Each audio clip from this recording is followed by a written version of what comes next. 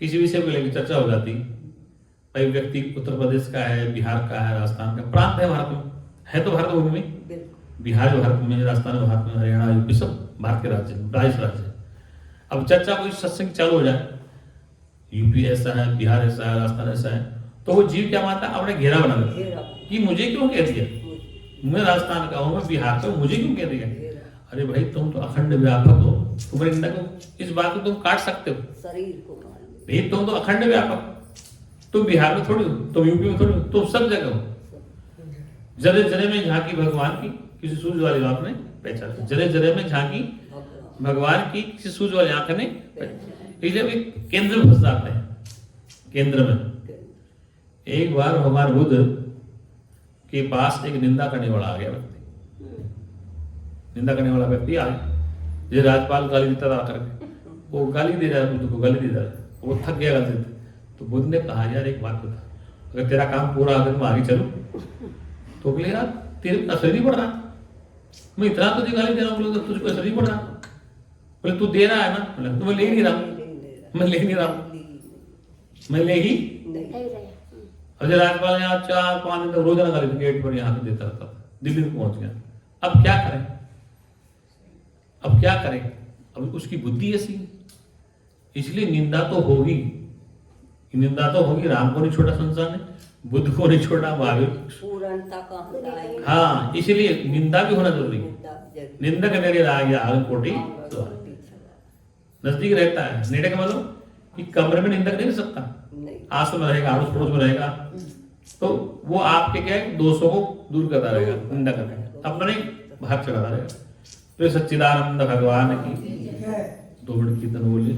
सत्यम ज्ञान अनंतम ब्रह्म, सत्यम ज्ञान अनंतम ब्रह्म, सत्यम ज्ञान अनंतम ब्रह्म, सत्यम ज्ञान अनंतम ब्रह्म, सत्यम ज्ञान अनंतम ब्रह्म, सत्यम ज्ञान अनंतम ब्रह्म, सत्यम ज्ञान अनंतम ब्रह्म, सत्यम ज्ञान अनंतम ब्रह्म, विज्ञानम आनंदम ब्रह्म, विज्ञानम आनंदम ब्रह्म, विज्ञानम आनंदम ब्रह्म, विज्ञानम आनंदम ब्रह्म, विज्ञानम आनंदम ब्रह्म, विज्ञानम आनंदम ब्रह्म, विज्ञानम आनंदम ब्रह्म, विज्ञानम आनंदम ब्रह्म, प्रज्ञानम आनंदम ब्रह्म, प्रज्ञानम आनंदम ब्रह्म, प्रज्ञानम आनंदम ब्रह्म,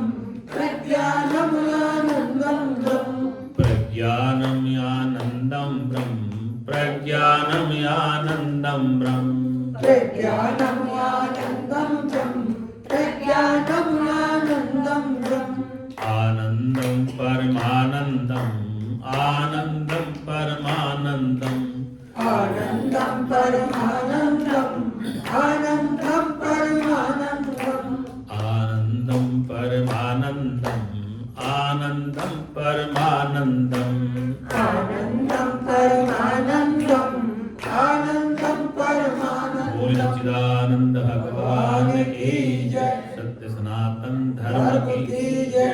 एक विशेष बात, जो आपको जानता है वही निंदा करेगा, वही तारीफ करेगा। जो आपको जानता ही नहीं है, जो आपको जानता ही न वो तारीफ करेगा न निंदा करेगा। जो आपको जानता है, जो आपको नजदीकी है, घर में बहू, नाती, पोते, सास, सेठ, जोरन, जिठाई, ये सब जानते हैं, तो वो जानने वाले निंदा करते हैं। अनजान तो जानता नहीं हमारे में कौन है, और जानकारी तारीफ करेगा और जानकारी बुराई न। तो मूल्यांकन कर देख लो, घर में बहू को देख लो, नाती पोतों को देख लो, सास ससुर को देख लो। तो ये तो सृष्टि का नियम क्या है कि जो जानता है वही बुराई करेगा और वही तारीफ, सामने तारीफ कर देगा, पीछे बुराई कर देगा, पीछे बुराई कर देगा, सामने तारीफ कर देगा। ये सृष्टि का नियम, जिससे कोई नहीं बच पाए। इसमें मैं भी इंक्लूड करता हूँ, मैं भी तुम्हारी बुराई कर देता हूँ, ये माता है, ये माता है, ये से, और फिर बोल भी लेता हूँ। इसका मतलब खेल मात्र है कि कहो बोलो लेकिन अंदर गांठ मत रखो। क्या कहो, वार्तालाप होनी चाहिए। गांठ दुखदाई है, क्या ये जो गांठ है ये दुखदाई है। बोलो, लड़ लो, कह लो, लेकिन गांठ मत रखो। गांठ रखना तो आपको भूत द्वेष हो सके, आप लाल पीला होने, गुस्सा होने, इसलिए अभ्यास जरूरी है। बिल्कुल। क्या है? अभ्यास। और अभ्यास कैसे होगा? जितना सुनेंगे, जितना मनोगे, तब अभ्यास होगा। और थोड़ा वो सुन लिया, जरा सी बात पे तुम एकदम आक्रोश आ गई, तो उसको गांठ में बांध लिया, कई दिनों तो बोलते नहीं आपस में, तो वो क्या अभ्यास खत्म हो जाता है। इसलिए शास्त्र कहता है कि ज्ञान है। कई बार लड़ाई की वजह से भी तो नहीं बोलते, हाँ, डर की वजह से ज्यादा लड़ाई बढ़ेगी, सही बात। हाँ, लेकिन हमेशा नहीं बदलता आदमी, बदलना। कभी तो बदलेगा। बिल्कुल। देखो नहीं जब बदलेगा सही। मान लो किसी ने कुछ कही तो उस टाइम ही हमारे अंदर से वो बात कहने के लिए आई, पर डर की वजह से नहीं कही कि जो अब कह दी तो अब लड़ाई हो जाएगी। डर की वजह से नहीं रहे, अपनी व्यवस्था खराब न हो जाए घर की। मुझे पूछो, अपने घर की व्यवस्था खराब न हो जाए, है और क्या? इसलिए चुप रहना पड़ता है। हाँ, ये बात सही। इतनी समझदारी। समझदारी है, डरते नहीं आप समझदारी से काम लो। ज्यादा ये तो पागल है ही। सही हाँ। बात। और मैं इसके बराबर तो सारी व्यवस्था खराब हो ये जाएगी। तो समझ किसी समझ? की भी फिर बराबरी उसकी बनी। इसलिए- फिर उसकी गांठ पड़ जाएगी। नहीं, गांठ समझदार को तो पड़ेगी नहीं, बेवकूफ को पड़ेगी। सही कह रहे हैं। समझदार को गांठ पड़नी नहीं चाहिए, बेवकूफ को गांठ पड़ेगी। समझदार को गांठ नहीं पड़ती, बेवकूफ को गांठ पड़ेगी। वो तो होगा। इसीलिए क्या है कि वो समझदार, देखो बेवकूफ से तुम से डर गया, समझदार से काम चल गया, काम चल गया, हमारी जान बच गई। हमारे जान बच की व्यवस्था कर ली। चलिए। देखो आप घर के में घड़ी हो, घर आप चलाते हो, आपको पता है। मैं सस्ता था, मुझे पता है, मुझे भी सबको सहन करना पड़ा। सहन करने में फायदा है। फायदा नहीं। थोड़ा ज्यादा हो जाए तो उसमें दवाई दिला दो, दवाई दिला। सही बात। पहले इलाज तो कराओ उसका। एकदम काटोगे हाथ को, नहीं। मवाद बढ़ गई, डॉक्टर को दिखाओ, थोड़ा इंजेक्शन लगाओ, थोड़ा एंटीबायोटिक खाओ, तो मवाद खत्म हो जाए। और मवाद पर तो काट ही दो उसको, तो बहुत खतरनाक काम होता है। थोड़ा इंतजार करो। ये तो सही गलत बात। है। इंतजार धूप होती है जेठ वैसाख बहुत तक, होती है। हाँ। तो हम मायूस होके अगर परेशान हो जाएंगे, लेकिन इंतजार करो, बरसात जरूर होने वाला है। जरूर।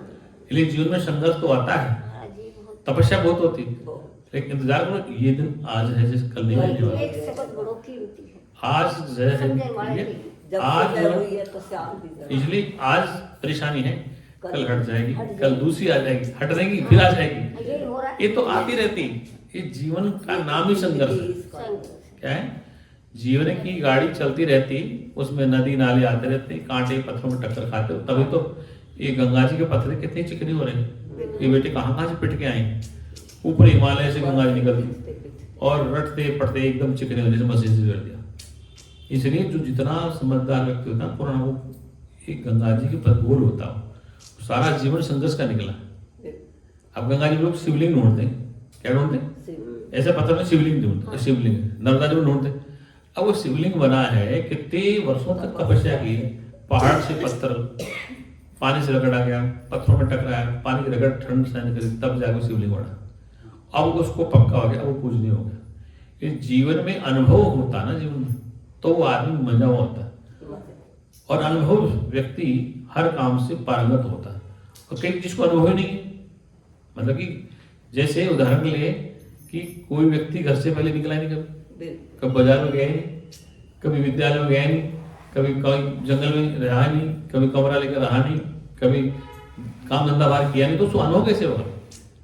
अनुभव तो संसार पाठशाला है आपकी, ये जगत पाठशाला, ये सब कुछ सिखा देती है आप। मतलब ये जगत है पाठशाला है, तो सबसे पहली पाठशाला आपकी घर है। घर से। सबसे बड़ी पाठशाला घर है, फिर स्कूल है, फिर विद्यालय, वो गुरु तो लास्ट में है। बाद में। बताओ, मैं तो आपको महीने में एक बार मिलता हूँ, महाराज जी तो बाद में सारी पाठशाला से तंग आके बोलो। तो वो पाठशाला से तंग नहीं, पाठशाला में आपने जो झटके खाए ना, हाँ। तब गुरु के पास आते हो। जब गुरु जैसे मरीज ऑल इंडिया में कब जाता है? जब पैसा खत्म हो जाए, हाँ। शरीर मरने को, तब ऑल इंडिया में ले जाओ। अब वो डॉक्टर कहते यार ये मिट्टी लेके मेरे पास, तुम्हारा पैसा बनेगी, इस शरीर में कहाँ होगी? तो अगर महाराज जी ऐसा नहीं हो तो कहाँ से पहुंच जाए? हाँ, जब इसलिए वो 84 भी तो तभी घटती वो है, होना भी अगर जरूरी नहीं है। हो तो वो तो वो होना बहुत भी अच्छा है। हाँ, अच्छा वो बुरे के लिए नहीं है। हाँ अच्छे के लिए, अच्छे के लेकिन हम लिए। बुरा मान लेते हैं। हम मान लेते हैं, हमारी गलती है, हमसे बुरा हम ये हाँ। हैं, तू तो हमारा बहुत गुरु है, बहुत हाँ। अच्छा है। देखो। अगर तू ऐसे नहीं करता संसार तो हम निकल नहीं पाते, निकल पाते। अब जैसे उदाहरण वो मान लो, हमारे गुरु नहीं, पहले गुरु हमारे वही वो ससुर। क्योंकि वो जो आपको डांट फटकार रहे हैं, आपका मान अपमान कर रहे हैं, नहीं भी कर रहे हैं तो भी आप सुलझ हमारा गए। भाव तो है उस बात। इसलिए उससे आपको धैर्य रखना। बोले सच्चिदानंद भगवान। परसों की बात, मैं यहाँ की तरफ आया था, 4 को आया था या 3 को आया था? 3 तारीख 2 तारीख की बात 2 थी, को आए थे। यहाँ पे 3 को आया था रात को।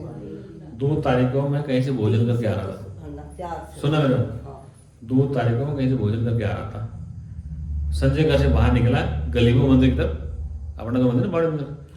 तो एक बच्ची थी, बच्चा था, एक उसकी मम्मी थी, तो वो उधर से मैं इधर से आ रहा था। तो बच्चा क्या बोलता, ये चोर आ गया, ये चोर आ गया, ये मुझे बैग में डाल ले जाएगा। मुझे हंसी, वो माँ भी चुप था, देखो चोर आ गया, ये मुझे बैग में डाल ले जाएगा, मम्मी चल जल्दी कर। अब बताओ बच्चा है कि उसने सुना है कि किसी ने डाला होगा या माँ बाप ने डरा रखा होगा, वो सामने कहते हैं वो चोर आ गया, मम्मी देख चोर है, ये मुझे डाले जाएगा, ये चोर है। अब क्या करें, क्या उसे लड़े? अगर माँ समझदार हो तो समझाते। एक बार मैं कहीं सत्संग आता तो उसकी मम्मी ने चुप हो जा, महाराज जी झोली में डाले जाए, इधर आ जा बेटा। ऐसा मत बोला करो बच्चों की महाराज झोली में डालने वाले हम नहीं, झोली में डाल लेंगे बाबा जी, क्योंकि कथा ही चला क्यों। और कुछ हुआ भी समाज में, अरे रावण सीता को उठा के भाग गया था संत बन करके, तो परंपराएं क्या करें, हर कोई रावण थोड़ी होता है। इसलिए बच्चों को सिखा देते हैं हम घर। अब जैसे जिनके घरों में जाता हूँ, अब तुम्हारे बच्चे तो गोद में आके बैठ जाते हैं, पवन का बच्चा हो चमसार गोद में जाते हैं। और जिन बच्चों ने कभी सुना ही नहीं मेरा सत्संग, तो उनको माँ बाप ने डरा रखा है, फिर बाबा जोड़े बना देगा। बच्चों को भी जैसा सिखाते हैं, हाँ, जैसा देखते क्यों हैं, बच्चे तो घर में सीखते हैं घर में या फिर वो माँ बाप सिखाते हैं, बिल्कुल। तो इसलिए अधिकतर तो संस्कार घर से ही मिलते हैं। घर से मिलते हैं पहले। नहीं ये बताओ, वो बच्चा गलती बच्चे की नहीं, नहीं, वो माँ 6 साल का बच्चा है, वो कह रहा मम्मी मम्मी देखो चोर आ गया कि मुझे बैग में डाल जाएगा, मेरे सामने कहा। अब उसे क्या कहूँ, मुझे हंसी भी आ रही भाई, इसमें बालिक गलती क्या है? अच्छा माँ कुछ ना कह रही, माँ भी चुपचाप उसको पता ही न तो वो मुस्कुराई न गुस्सा करी, वो भी चुपचाप निकल। इसका मतलब कि उसको बच्चे को इन बातों से भरा गया है, तभी तो डर रहा है। नहीं बच्चे तो हमारे गोद में खेलते हैं, जिनके घरों में जाते हैं बच्चा बता तो 2 महाराज जी गोद में ले लो, हम तो उसी में लेके भागना। अगर हम बच्चा लेना हो 5-6 महीने का बच्चा हो जाए तो महाराज जी गोद में ले लो, तभी लेके भागना। तो ये क्या है कि ये ग्रंथि बन गई लोगों का, इसका कारण रहा है। इसलिए अब बच्चे की कोई गलती नहीं, उस मम्मी की भी तो गलती है, वो तुरंत डांटती है उसको। तो मम्मी को भी सत्संग का रुझान तो होगा ना, क्या पता उसके संसार ऐसे। उसे भी पता नहीं। और मैं चलती हूँ कैसे बोल दूँ नहीं सिखाया भाई, रास्ते में चल रही हूँ कैसे बोल दूँ, तो वैसा बोलो। बिल्कुल। कोई सत्संग में आते जाते तो समझा दे, लेकिन वो पहली बार रास्ते में जा रही है, उससे बोलना भी ठीक नहीं। नहीं ऐसे ऐसे महिला से बोलना दूर रखना।